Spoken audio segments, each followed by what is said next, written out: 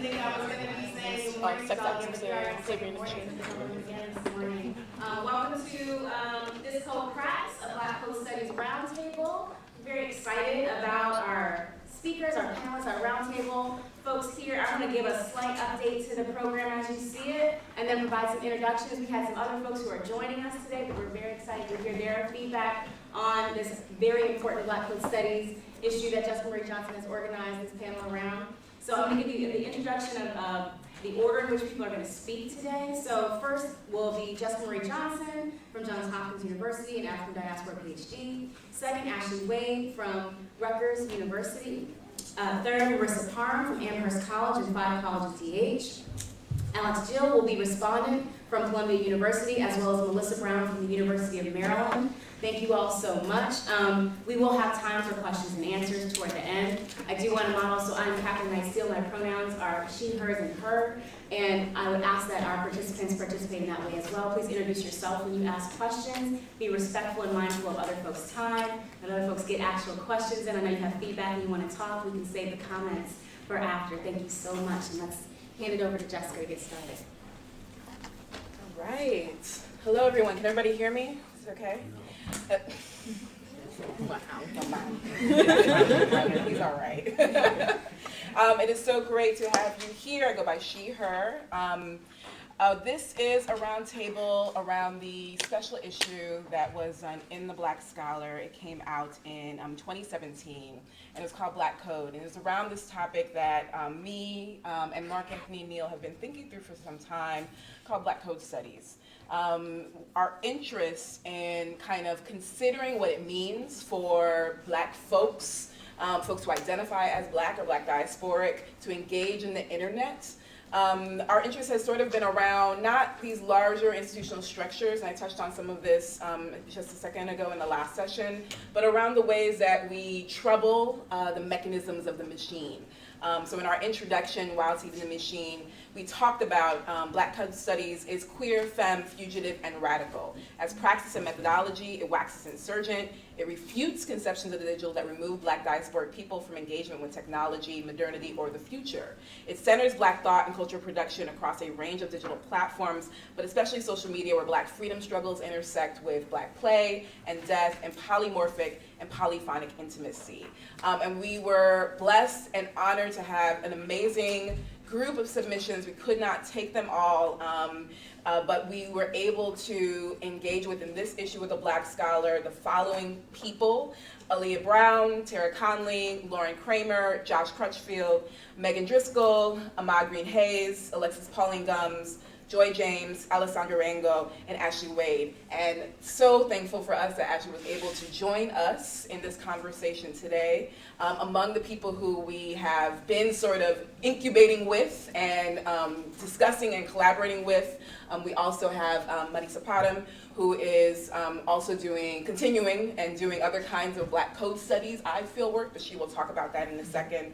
And so this roundtable is an opportunity for us to have a conversation about what that means, to talk with you guys about what that might mean for you if you've read the issue, to talk about things that maybe you read or have questions on, and also to facilitate that conversation. We have 2 respondents who we have also followed and admired from afar for so long, and are also conspirators in the trenches with us.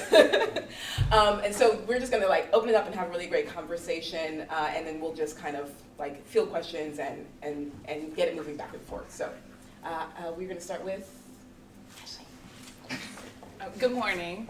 My name is Ashleigh Wade, and I'm a Ph.D. candidate at Rutgers University, and I'm also a pre-doctoral fellow at the Carter G. Woodson Institute at the University of Virginia. And so my work broadly looks at how Black girls use digital media spaces and looking at their digital practices.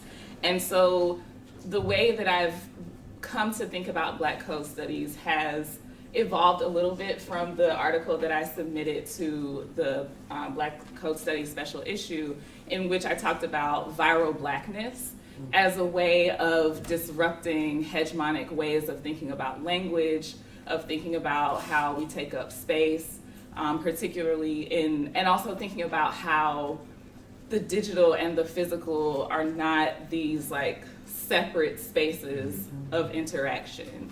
And so the work that I'm doing with Black girls has further influenced the way that I think about Black code studies. And so one of the ways that I talk about Black code studies in the article, and that has evolved from my research with Black girls, is I talk about it as a language, as Black code as a language. So when we think about what code is, in some ways code acts as an imperative. Like when you put code into a computer, you're telling the computer what to do. And so I talk about, so the code generates a particular output. But another way that we can think about code as a language is a language of secrecy, or a language that obscures something even while it's apparent to other people. And so that's the way that I've been thinking more about Black code studies given my work with Black girls, and I'll give some examples. So in my dissertation, I have 2 chapters that look specifically at how Black girls are using the internet, and these chapters are based on ethnographic work that I've done with girls in Richmond, Virginia, and also with girls online, so in different locations throughout the United States. And the first thing that I talk about is how Black girls have a way of communicating with each other that's an open secret. And I developed this theory as I was going through the Instagram accounts of people like Sky Jackson and Yara Shahidi and Amanda Stenberg. And there would be moments when I would come across images and I would say, that makes me feel something, but I can't really put a name on it. I know what it is that I know that I'm connecting to this image in some way.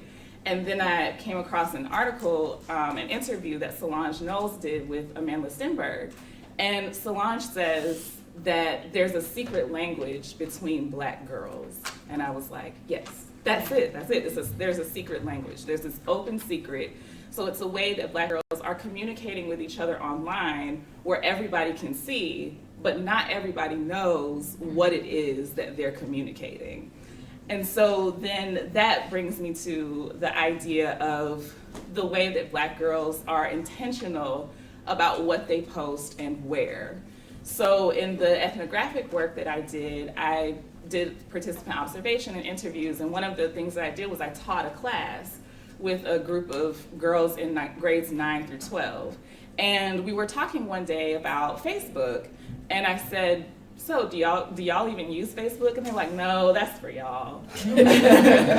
And so but the girls that I talked to who did use Facebook said that, yeah, I use Facebook sometimes, but I use it as a way of communicating with my aunts or my grandparents or the elders in my family, and I don't post stuff there. I only have the page, but I don't post anything.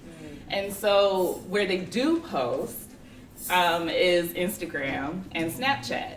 And even on Instagram and Snapchat, what they post is different. So the things that they want, the things that are for their friends, the people in their inner circle, if they want to tell a joke or something like that, that's for Snapchat, because it disappears and they have a more intimate, disappears. It has but it has a more intimate feel for them because they're only friends with people that they're actually friends with in real life on Snapchat.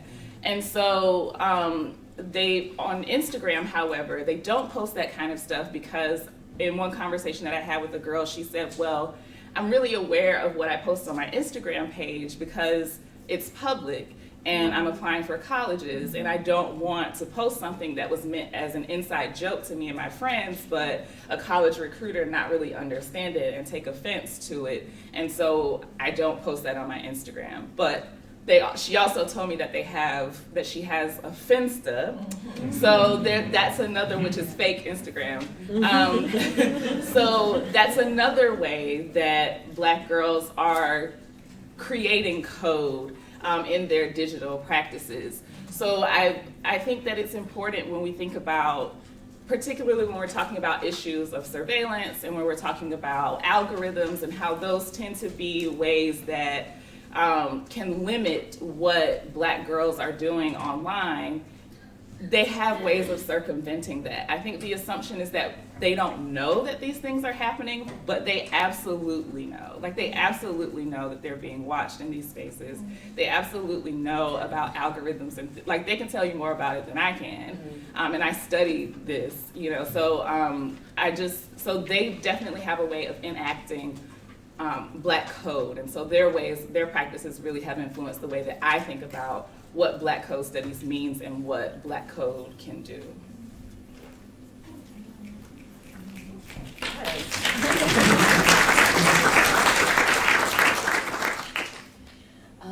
Next up we have Dr. Marisa. Thank you.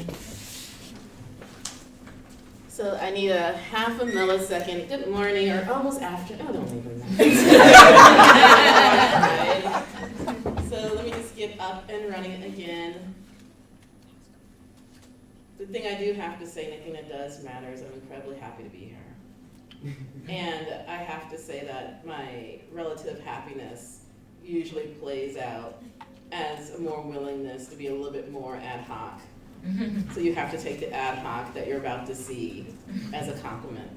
And I mean it, because I care a lot about audience, and I care about the places where I can present work in progress versus a very shiny, very polished sort of thing. And so for me personally, this is a space where I could be more vulnerable and think about what I'm working on. And I would like to do that with you and have an opportunity to have that conversation. So we'll be looking at a lot of different things today. Let's get our guys back up. You know, I should have checked before we started. There'll be some text on the screen. I think you all will be able to see it or read it, but I'll also read as well. So hopefully it won't be too obnoxious. There'll be some moments where I'll be reading what's on the screen, and there'll also be some moments when I'll be ad-libbing or moving away from the screen, because I'm essentially showing you a digital project. So doing some reading from the project, but also talking about the project. There's a whole complexity of me not having my glasses, so I just have to kind of look at the screen sometimes. And reading also for the sake of time, which is also important. I'm gonna set my timer. I'm sure it'll make some embarrassing sound when I'm done. It's gonna be amazing. But for the sake of time, I'll be doing some reading as well. And so I've been trying to think a little bit sort of about what I want to do today. And so I decided to bring to you a project I'm currently working on, because I'm in a strange place where a lot of the work I do is in fact digital, which is difficult because there's so many questions about what gets published where, what gets published under what circumstances, the problem archiving, et cetera. And as someone who works in digital humanities centers, runs digital humanities centers, runs labs, et cetera, I take those questions very seriously. At the same time, however, I became very concerned with the ways in which those sort of structural questions were also slowing down my work. So I decided to go back to the place where I just don't care that much. Because what I have found often is that most of my questions can usually be answered afterwards, right? So it's not about so much being irresponsible as much as it is sort of thinking about what is fixable, and taking that as an approach versus starting from the point where I've already determined what's not possible, because that seems really boring. To start with impossibilities. So whatever, what should I click? Break or dance? What is it? Loudest wins. Dance. Dance. So this is just a place to get started with this project. I've been really interested in thinking about hypertext and thinking about hypermedia, thinking about the ephemeral, and thinking about the affective qualities of digital experience. I'm thinking particularly also of Andre Brock's keynote comments earlier this morning, which are incredibly helpful for me. So thank you so much. I'm looking at you and I'm saying thank you for that. And so in this, I've been thinking a lot also about the question of what it would mean to show rather than tell. I think that often, and this also goes back to some of the opening comments this morning as well, where as digital humanists, and particularly as Black digital humanists, like me, we're often asked to account for why we're doing the work we're doing. And this is difficult because we know there are many ways in which the work of accountability is, of course, at the center of academic work itself. Academic work on some levels without being accountable. It's about rigor. It's about being able to show where you got it and showing where it goes and to make it replicable and to make sure you can actually prove what you've said. On the other hand, we also know the ways in which these kinds of rules can backfire for people of color.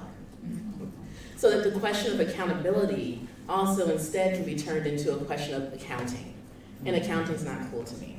The idea that somehow I have to explain not why I'm doing what I'm doing, the way that I'm doing, in a way that explains why you could do it too, or even the flaws or failures of my choice, but that instead I have to actually account for my being in the academy. That boundary is incredibly important to me. And I should also say at the beginning of this project, I should click back. I was thinking this morning also with the keynote, sort of about the question of what constitutes not only accountability, but also what constitutes who you're responsible to, which is a different kind of accountability. And I really like this morning the keynote, the feeling that, of course, we're accountable to the communities from which we come and to which we want to speak. This is another reason that for me, this notion of showing instead of telling is becoming more important. It's not that I don't tell, I don't have a critical background. My background is literally in critical theory. But that for me, in this case, there's something really interesting. I'll click the other one. We can break instead of dance this time. But in thinking about this, that it's important to be able to think about sort of what's at stake and the things we care about. And so for me, and this is go by really quickly because the project's about ephemerality, but there's something really useful for me here in the Kwashi quote, right? This idea of the pleasure and the unanswerable and the joy in what we care about, and how to also center that, even as we must simultaneously, of course, center experiences that aren't only about the dancing, but also about the breaking, and how we sustain the breaking and think about the breaking itself, the heuristic for Black experience. One might think here, for instance, of Fred Moden's notion of the break, right? So the break is a dance like break dance, but the break is also a break like I am broken. So in thinking about this, and thinking about Kwashi, and thinking about where this leaves us, I've been thinking about how to show my work, and how to show what I do and why I care. The sort of central underpinning of this, the sort of conceptual underpinning, or one of the conceptual underpinnings I'm working with, is thinking about hypertext itself. And I shall particularly recently to Frances McDonald, Whitney Tretman, who I think have done amazing work in thinking about the status of the fragment and fragmentation. For me, it's about thinking about the value of fragmentation, the usefulness of fragmentation, and thinking about how fragmentation itself is a story about being whole. I'm also thinking, therefore, about hypertext, and thinking about how hypertext helps us think about space, but how our experience of space is itself temporal. By focusing on internet experience as an embodied and time-based experience, in this project, I hope to disrupt what I feel like has become an increase in foregrounding the informational qualities of what the internet means. And you might recall here also again, Rock's presentation this morning, which highlighted the affective qualities of Black digital experience. To get this affective quality, it means that we have to not only think about the internet as a place, the internet as a space, social media as a space, but that our experiences thereof of that space are routinely and absolutely also time-space. So how to integrate the experience of time into the experience of the internet. I'm also in this thinking about the materiality of the digital. What does it mean to elicit the materiality of the digital, and thinking about this materiality as itself having meaning? In this case, I'm really taking strong cues from the Black Code Studies project, as much as possible in my own work, thinking about glitches, thinking about water, thinking about breaking, and thinking about code. So I'm going to read a bit. So in this, I talk about how, for my project, it really began with a sort of map, and I had this larger project called Black Constant Anthropocene.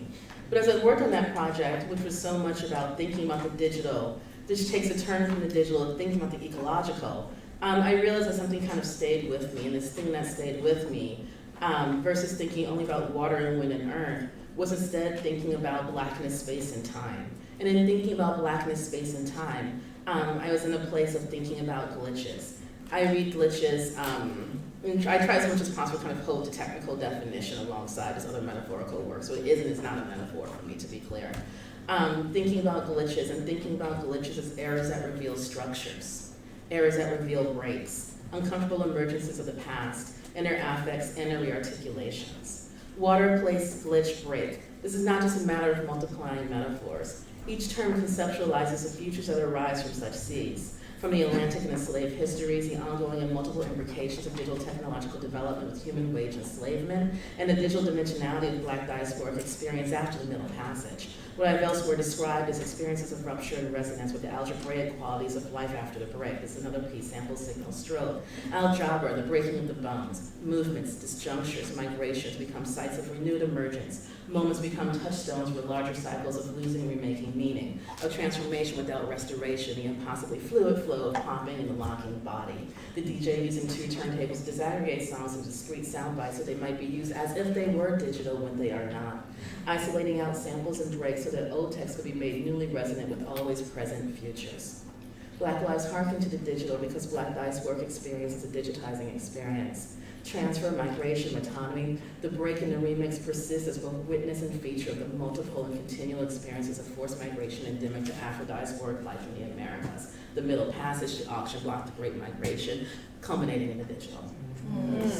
So in thinking about this, and in thinking about this work, I've been thinking a lot, therefore, also about digital media, and I draw from one of my collaborators in my lab, who's also a student here, Jeffrey Morrow, who in writing about Marlene Nerissa Phillips' song, a set of poetry based on a legal case, writes the following, and I quote, "Digital media has long taken up oceanic and navigational metaphors. We surf the internet and manage floods of information. Web browsers trade on the exploratory, whether in name, Internet Explorer, Netscape Navigator, Apple Safari, or branding.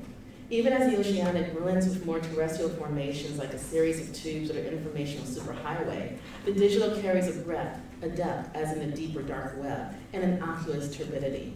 Like the sea, the digital is vast and unknowable, though traversable if one takes along the right tools. Movement across, under, or through both requires mediating technologies that simultaneously mark out space and propose epistemologies."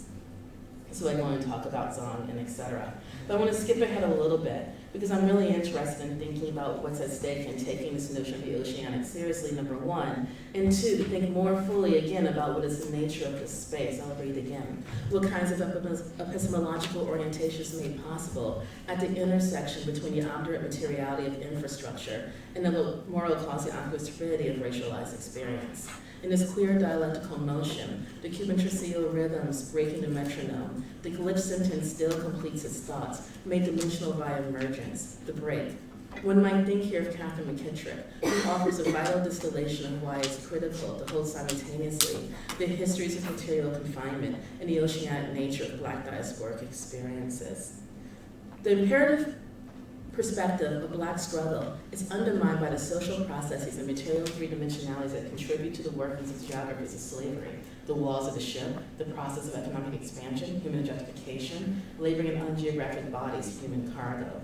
The where of Black geographies and Black subjectivity, then, is often aligned with spatial processes that apparently fall back on seemingly predetermined stabilities, such as boundaries, color lines, or proper places. Fixed and settled infrastructures, streets, oceanic containers. If space and place appear to be safely secure and unwavering, then what space and place make possible, outside and beyond tangible stabilities, and from the perspective of struggle, can potentially fade away. So for me, this project of showing rather than telling is therefore also a project of trying to keep that fading away from happening, to think more openly about what is constituted by space, but also how we're constituted in our experiences of space. To get at this, I pick up a variety of what I think of as Black writers thinking about the notion of asymmetry. So Zora Neale Hurston thinking about asymmetry, thinking about Ellison's writing on the break, the is and the ain't, thinking also about glissant and a fractal, shoreline. And so taking these as a starting point for thinking more sort of, robustly about the animation and thinking about also the ways in which our experiences of time and space are also embodied experiences of time and space. I'll skip ahead just a little bit. So in thinking about this, I was also thinking about the ways in which, again, thinking about Ellison, thinking about Hurston, and a song that kept playing for me as I was working in this project, Marley's Redemption Song, and thinking about this notion of stopping time. And from there, and I'm doing this intentionally because I'm thinking about the ways in which these kinds of projects themselves reveal a kind of process that's about experiences of time and space. Having a song play in your mind as you're looking at something and realizing that even though you don't think the text together, because the song and the text appear in the same space, they're become tethered for you, right, epistemologically. And so thinking about the notion of Marley and thinking about Stop Time and Kwame Dawes' poem, Stop Time, which also, I'll skip ahead a little bit, gets us thinking about what's at stake in the notion of things that don't quite fit together, but in not fitting together, in that gap between the parts that can't come together, between the pain and the pleasure, you actually can constantly make new things. And so in thinking about that, and thinking about the imagery that gets me to that, I've been thinking in this project a lot also about embodiment through the digital. So literally thinking about the digital is that which reveals its process. So if you're thinking about old hand animation, this is Michael Jackson flip book as an example, where you see the flipping, right? If you flip fast enough, the movement looks continuous, but of course it's not a continuous movement, right? It's a trick of the eye. So in this case, at the moment of watching, the body is in fact transformed into a computational device that makes the movement experience as if it were continuous, because you fill in the gaps yourself, because you understand how human bodies are supposed to move.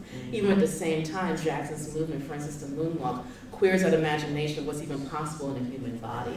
The body that moves as if it is broken while simultaneously moving with a kind of mastery that reveals its wholeness as well. I take from this also because I had to, thinking about Lemonade and thinking about Sorry and thinking about this moment where, in Rimush's video, we're left in this place where we're given to feel the experience of the body that's fragmented and broke.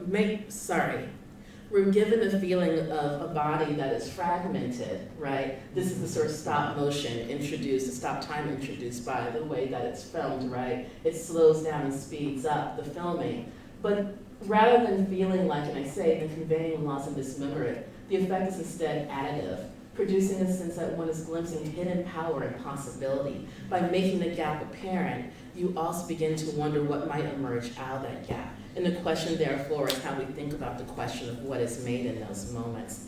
So just to wrap up, I was thinking, just to wrap up a bit, I'm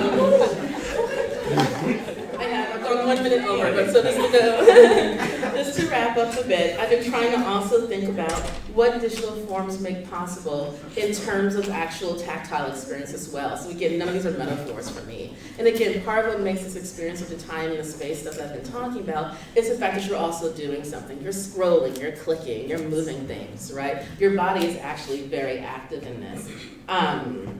And thinking Cassandra in our lab and other people, I'm blanking on the name, I can't believe this.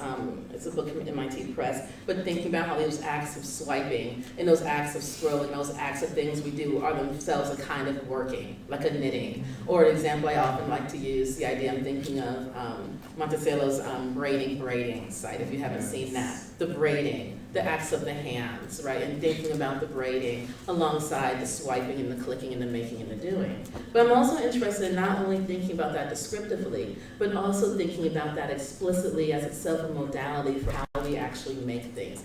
Thought comes, there's no such thing as a thought that comes from nowhere, nothing comes from nothing, right? And so thinking about how thought emerges from those embodied experiences. So in that, therefore, sort of thinking about what I could do in this project. Oops, I clicked the wrong thing. Oh well. But what I can do in that project, what I can do in this project, therefore, to get us thinking about that. And so I've been playing, and I'll close with this, in this project of thinking not only showing and telling, so this is a sort of reading / critique of the formation video, but also really playing with a thing that's inviting you also to sort of play with it.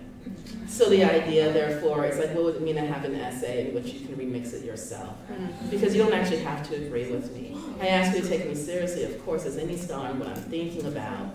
And I hide things. Right, but not only that I take me seriously, of course, as I take you seriously as scholars, but also thinking in this about the various ways in which I take you seriously as my reader. The moment I write, the moment I make, the moment it's out there, isn't any longer even mine. And what does it mean also to take that seriously? So in case you didn't get it, make one that bounces around, so you're like, oh shit, it's missing, I gotta get it back, right? So you can take this as a panic game if you want, like I gotta hurry and get this essay together, I might be projecting. I'll stop there. You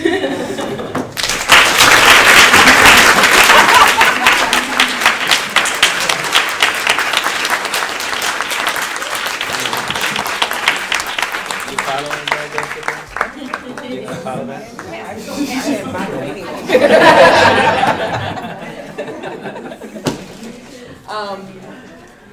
The room on fire. The room is on fire. I didn't hear, boy. we turn to our respondents with any reflections, thoughts, queries that you are willing and able to offer. We're honored to have you here. Sure. Can everyone hear me? Okay. Is this louder? I don't know if it's on. Oh, okay. So as I was listening to these talks, I thought about my own work, but also reflecting on the work that I've heard you two do before.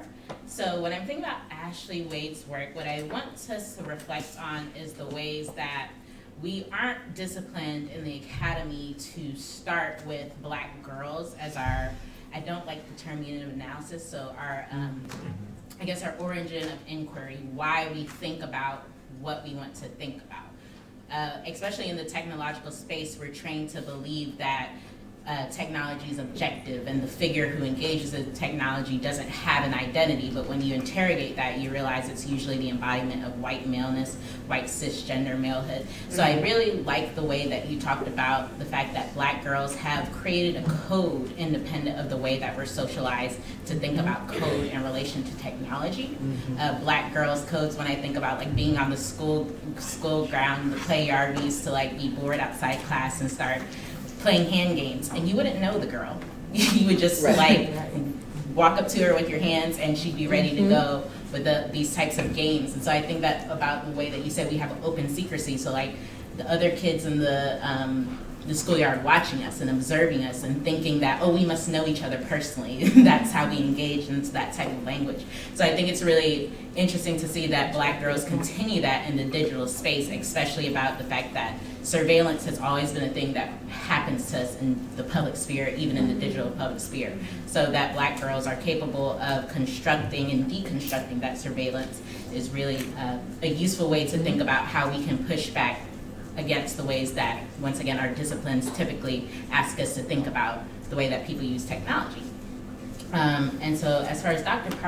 Parham's work is concerned, I'm thinking about the earlier talk that you gave, that when you talked about, I believe it was the Society of Technology, textual studies? Yes, textual studies. And your work today made me think about when you brought up Toni Morrison's concept of rememory at that particular talk. So I want to read, I believe it's Anya Wallace's quote of what rememory is. So rememory is a term, or quote, rememory is a term created by Toni Morrison. It references a primal scene, an outlet, an effective use for self-discovery through reliving a memory. The rememory is a psychological and narrative tool because it helps narrative worlds make recreations of past memories that need to be reiterated for a bigger impact or significance for the story being told. So within the context of Beloved, we had the narrative of a woman who was haunted by the death of her daughter, and that daughter came back in an embodiment as an adult form. But when you read the narrative, you realize the ways that this story is telling us about the deeper struggle of as a Black people as we progress past slavery. So the story begins with a woman running away from slavery at a time as slavery's ending through the Civil War processes.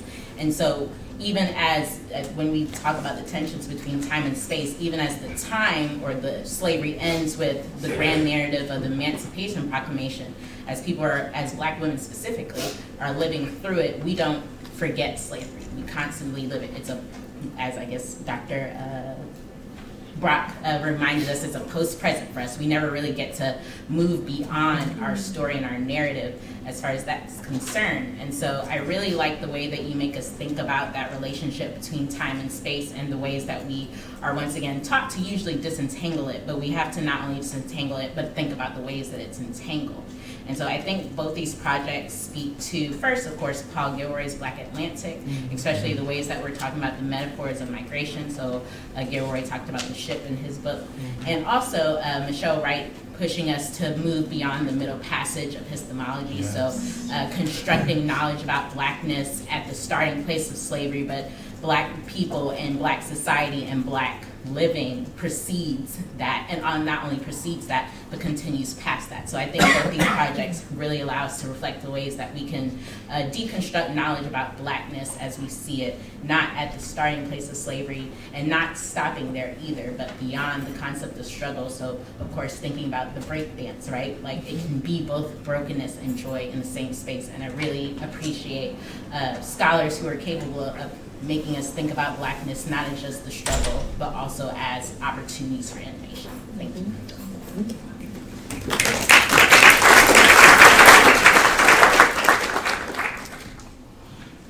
So I'll do the same you did, and I'll start with Ashleigh. And the issue in general that you put together is wonderful, and I like this.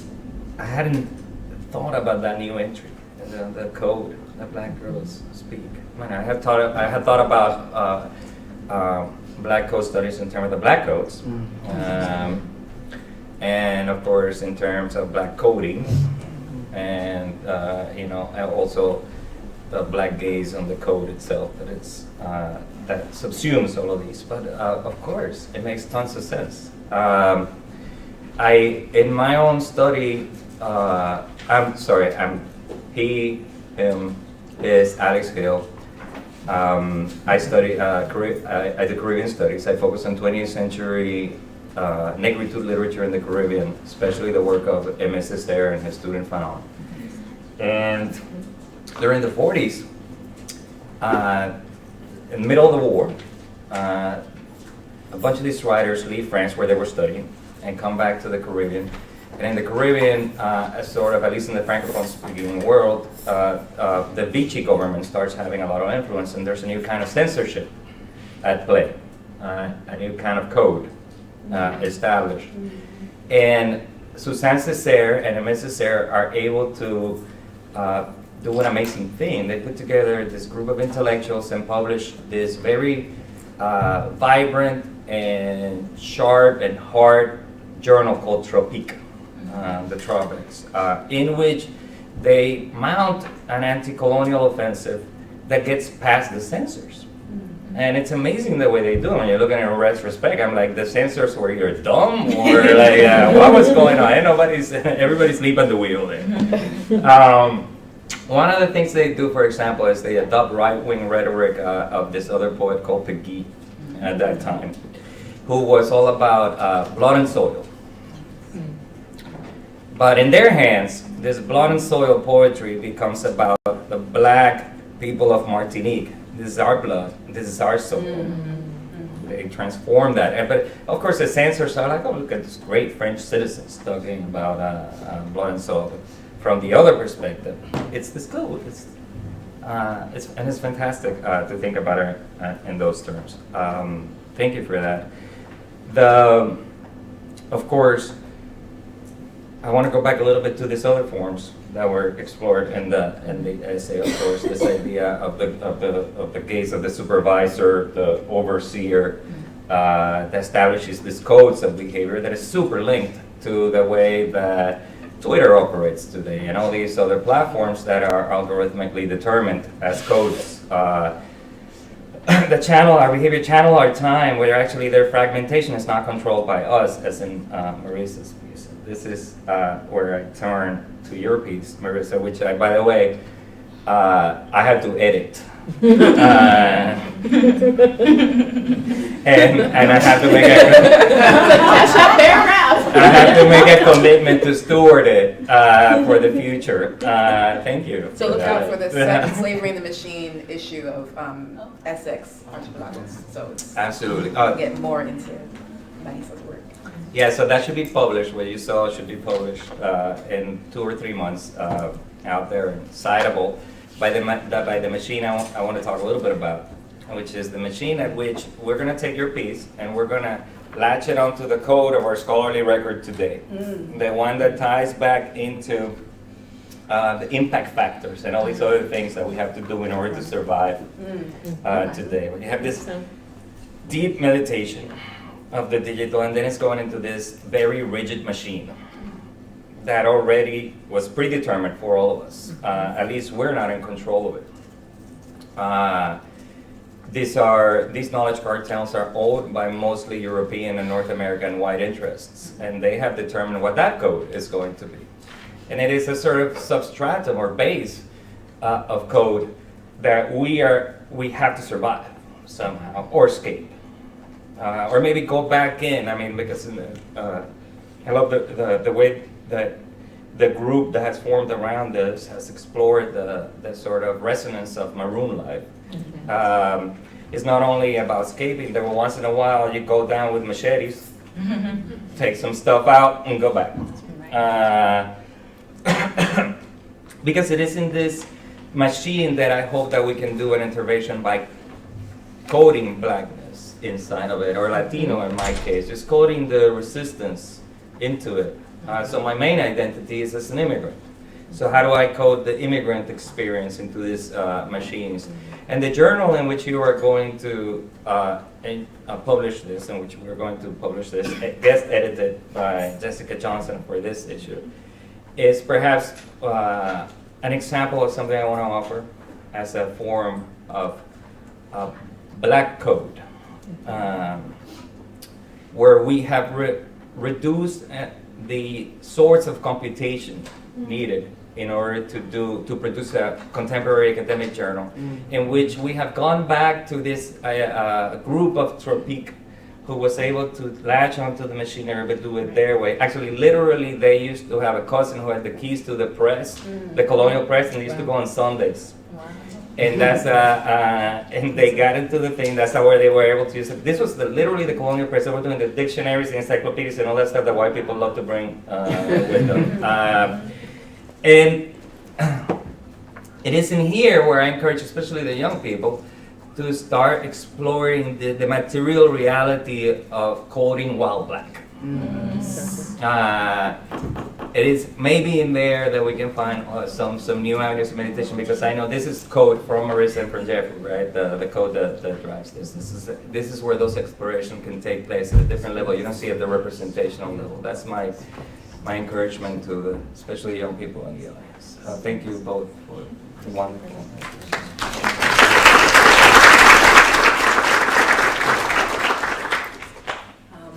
Thank you for that. I mean, there's so much here and in what you say that's also reminding me of other moments in time. I'm thinking of Radio Haiti, which is both Radio Haiti in time, but also Radio Haiti, the project that's out of Duke Scholars and Publics, or the Haiti Lab, one of them, that is re-digitizing, making available these insurgent radio programs that were happening, anti-dictatorship programs.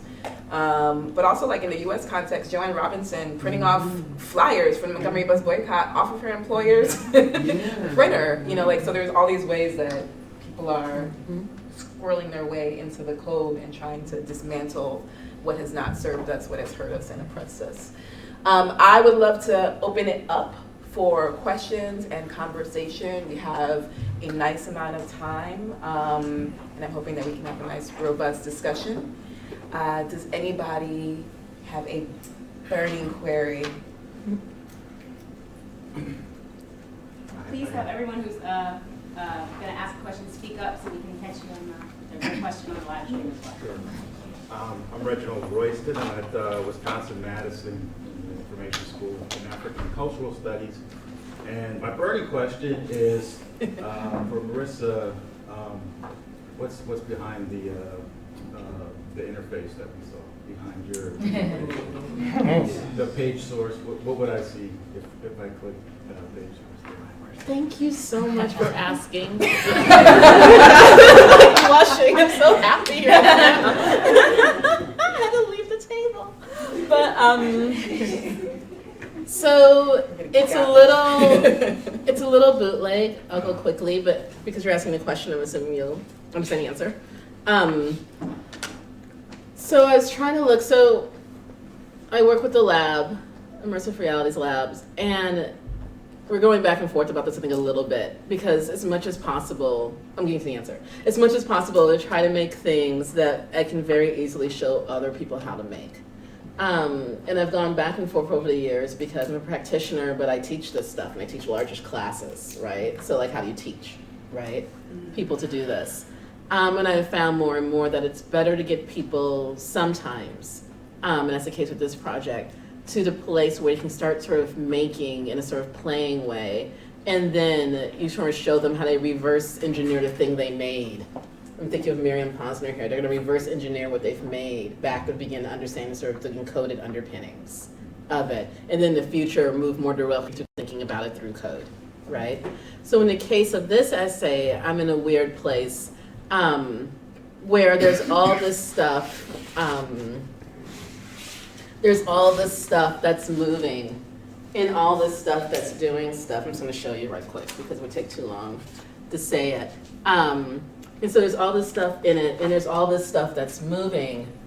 But at the same time, as much as possible, I try to make it so that what you're looking at is itself still in full text, right? So I use a program for this, an HTML5 program that I sort of have made work to my desires a little bit, that makes it so that I can turn text and turn images into sort of time-based and space-based phenomena. So when you look at the code for this, you actually just simply see, for instance,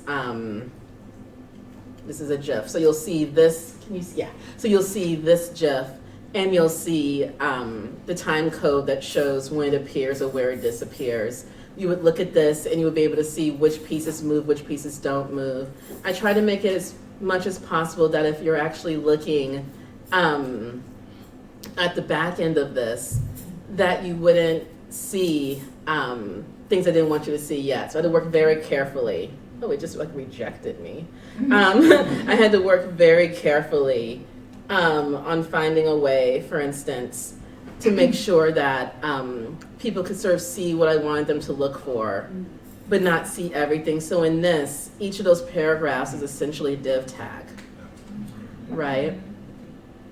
And for accessibility and also to meet the standards of the journal, which in this way I do think are good standards, I'm going back into each of these, also embedding a hidden PDF and text reader so that people who have to use screen readers, for instance, can read it continuously.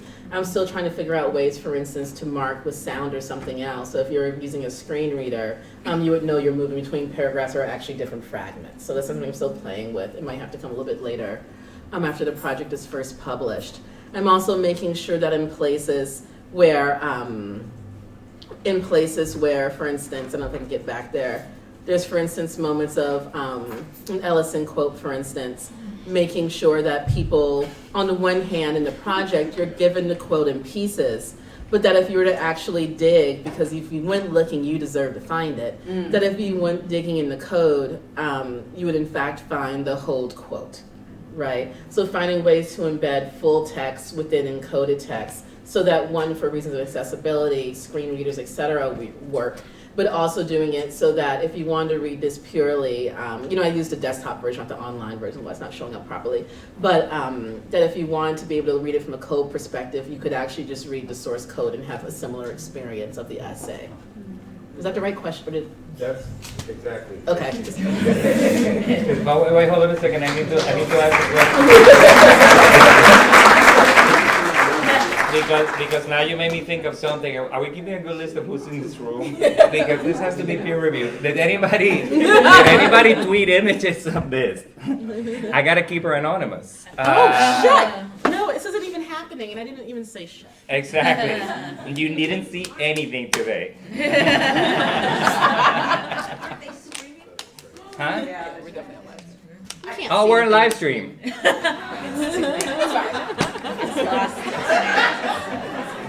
The editor's live is never easy. I think it's okay. It's fine. I think we're okay. It's gonna be okay. Other questions? Another question? Yes. Yes. Say your name too. I'm Malika. Malika.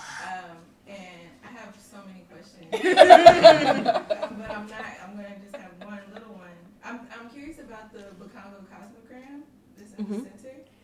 And I'm curious about it in relationship to like kind of this like Africanisms, African retentions, which I think is kind of in the waters of what we're thinking about in this conversation around Blackness and slavery and time and histories, but also in relation to movement and dance. And this is like an interesting, probably like Berkeley thing, because I have like folks who were taught by Vivian Clark in my milieu, and who, if you say Bukongo Cosmogram, they're thinking about the ring shout and like all this stuff. So I guess I'm just curious around how movement, both like literal and figurative, plays into these conversations about time in African. Yes. Yeah. With that question, I first think back to our first presentation on the panel, and Ashleigh, and also thinking again about the commentary on that, and thinking about the Black girl's hands, right? And I should say I'm so happy right now. This is the work in progress, even though I just screwed up everything on Earth. Which is my way. We make things, we break things. But in thinking about this, I should say that the project actually first started with the ring shout. So in the original version, so buried on my draft, which is still a draft, but the original beginning of this project, the Black Anthony Anthropocene project, there's somewhere buried in it a point about baby Suggs. In a scene from the film version of Beloved where we get a ring shout. And it's this really beautiful sort of moment, sort of antiphonal moment, where the way it's filmed, it's doubly filmed, where you have baby Suggs standing on the rock, and the camera pans around her, which creates this sort of like broad rotation. But the way they set up like a classic, the director sets it up as a classic ring shout, the choreographer. So you have like the men moving in one direction, the women move in another, or the women scream, so the men move in one direction, the children move in another. So it's almost, I read it as gears of a clock, right? Because it's part of the ring shout where people move in different directions. And the act of literally moving the body in these different relationships in these different directions produces a new unity. So it's a disunity that produces unity, which is a different way of thinking about the underpinnings of the idea of fragmentation.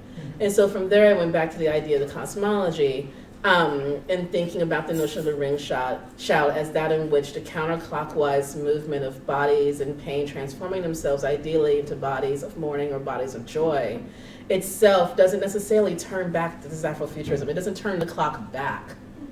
You don't return to an African past, a quote African past in this, but the body nonetheless feels the freedom of the imagination of return.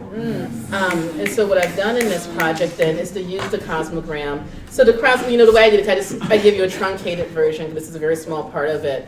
The arrows move you forward, and the cosmograms, if you click them, it moves you actually under the text. So there's actually a different set of conversations that's happening as I argue on sort of the lower frequencies of the text itself, and the cosmogram gets you to this notion of the lower frequency, right, in the actual project. And also there's another figure that's not here yet, and I know it's a little bit like, sort of like classic Africanisms, but I kind of like that about it, of using the Sankofa symbol that you click, and that gets you to sort of citation. Right, so thinking about the citations of where the things came from. So all these pages you click and they literally flip over, right, or move to the side, and you can see these other things as well. So really trying to parlay digital affordances in such a way as to really be able to thematize and also demonstrate, and also just make more available for critical discourse. There's also a critique in any of this, but at least get it on the table so we can talk about it, right, a critical discourse around these questions of movement and all the places where things come from. So there's a beginning thing, for instance, I screwed it up so I couldn't show it, but at the very beginning there's the Kevin Kwashi quote. And an example as a place where, there's a cosmogram that comes up after that if you want it during the dance that you could click, or breaking or during dance that you can click. And it shows you not just a citation for the quote, but it'll also show you how I read the book, because he's my colleague in 5 colleges, I read the book when it came out, forgot about it, but I have to imagine it was still informing what I was doing. Then I was like on Facebook, and Charles McKinney actually said something about the Kwashi book that Caretha Mitchell responded to, and then I clicked the Mitchell response, and it had that quote, and I was like, yes, that is it. Right, so I try to reproduce that movement to show how I got there. So thank you. Can I ask Ashleigh and also Marisa to talk about that sort of same question, like the body, the importance of movement, the kinesthetics, I think, is the framing that Dr. Brock and I were talking about earlier, him bringing it to me more than me bringing it to him, and how that informs Black girls, digital spaces. I know you also doing work in this realm as well, so. Yes. You want to Yeah, sure. So I talk about Black girls' movement through spaces in terms of a layered geography. So I talk about how the way that Black girls post or perform online is directly influenced by like their physical realities and also their conceptual realities. So the movements that they're doing in digital space are multi-layered. So like you said, there's the clicking and the scrolling, but then there's also the actual like moving into a space where you have more freedom than you would in a space like a school, for example. So that's definitely part of the work that I do. I outline those geographies of Black girlhood and how Black girls are not only producing culture in digital spaces, but also like making spaces for themselves and making spaces where they can be themselves. So for me, I study Black women exotic dancers that use Instagram, and one of the ways that I use the data is to map the strip clubs that these dancers go to. So my dancers come from Atlanta, Memphis, and DC, and I was interested in whether or not there was like a relationship between where dancers dance in their hometown and where they were permitted to migrate out of their city to dance in other locations. So for example, I observed that dancers who were based out of DC were often invited to dance at institutions along the East Coast.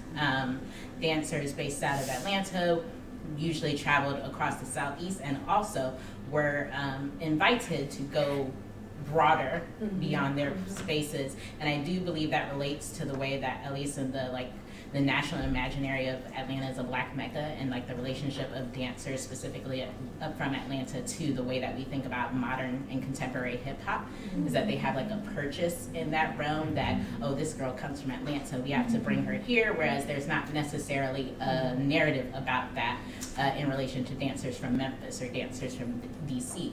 So mapping out the ways that they move allowed me to uncover that wherever a Black woman dancer moves, she moves into a Black space, period. The only time there was an exception where you saw a Black woman in a predominantly white space or strip club was if she was biracial or white passing.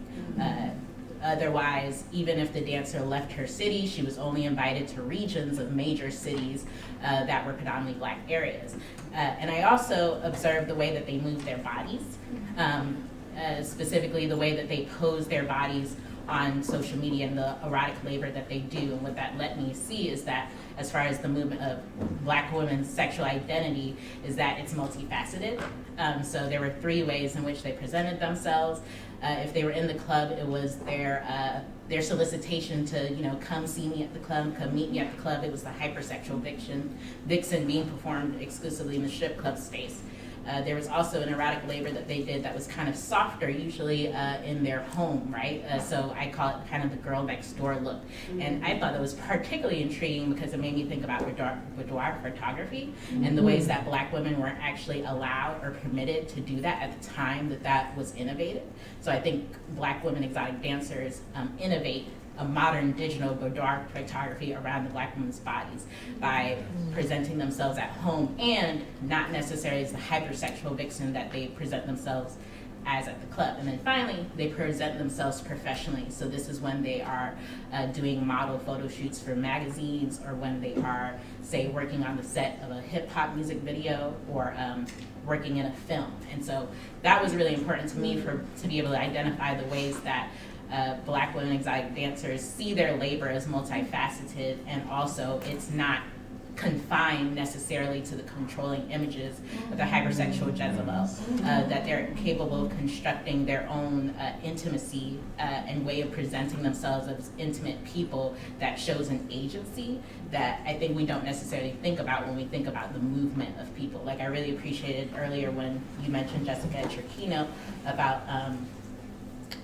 free black people, right? Like often when we think about slavery, we don't conceive of the ways that free black people were always here too, and they had a type of agency and a way of moving that sometimes was antagonistic to black enslaved people, but also enabled them to create and secure freedoms that weren't possible for for enslaved blacks. So I'm thinking of like, say, Martin Delaney, who when after I believe he served in the American Revolution, if I can't quite, Civil War, thank you. So after he served in the Civil War, then sued for his citizenship, and that created a notion of agency once again that wasn't necessarily what we perceive of when we think of the movement and the agency of black people. So I'm really interested in the ways that digital technology enables us to see agency in black women's movement in particular, and I really like to emphasize that, especially in relation to their erotic labor, because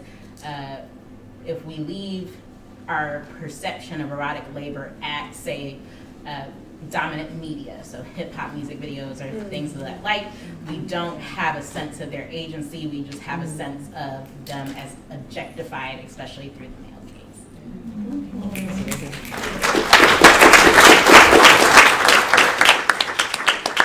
We have time for maybe one. El Jefe says, Dr. Brock. It's not a question. I wish, Marisa, that you had been up on the panel when Joe Mom was giving us the business about what do we talk about after, right? So this concept of break and dance is fascinating to me. I particularly just want to give you a shout out because you had the Kendrick Lamar Flying Lotus video. I think that's one of the greatest examples of recent history of watching what happens after the break, right? And the performances and joy that those two children enact as they're dancing after their death. And so thank you so much for all of it, but thank you so much for that. Thank you. Can we do one more question? Long digestion. That's all right. That's all right. I just want to say, I will use moderator's privilege just to say thank you, to say there's so much amazing work that it's just I've learned a lot. I always enjoy hearing all of you, seeing you all online, hearing you all speak, talk about your work. It's amazing. When me and Mark were thinking through Black Code Studies, what we wanted was conversations like this to talk about agency, to try and get past all the structures, even the ones that Black folks have created. Sometimes they're heteropatriarchal. We need to get through those and get past those, and that's also part of digital architecture, and also thinking about the ways that we can take Black girls seriously. They are their own selves, they are fully functional human beings, and they know what they're doing, and about the kind of projects that we're creating that are squirreling their way through the machine, that are taking resources. Our job is to steal resources. It is not to be used by these systems, including the academy and the way that you guys are doing it. And the way that Dr. Parham just gives us a model for how the digital actually can do exactly what we were talking about earlier, me and Andre, thinking about what does it mean to actually be fugitive, to think about null values, and to use these amazing tools that we have at our disposal to make that a reality. And the extent to which this can be a space, Essex Archipelagos can be a space where, or wherever, these pieces are getting presented, choreo essays, somebody said choreo essays, Tanisha Taylor. There you go, hi. Was tweeting, called it choreo essays. That's an Ntozake Shange legacy. That's the way the Black scholar could be a space, the Black Code Studies issue. We can actually do this right. Not right, I won't say that. We can actually do this the way that we want to. Yeah, and that's the beautiful thing about Black and being intentionally Black and intentionally digital. So thank you all for being here.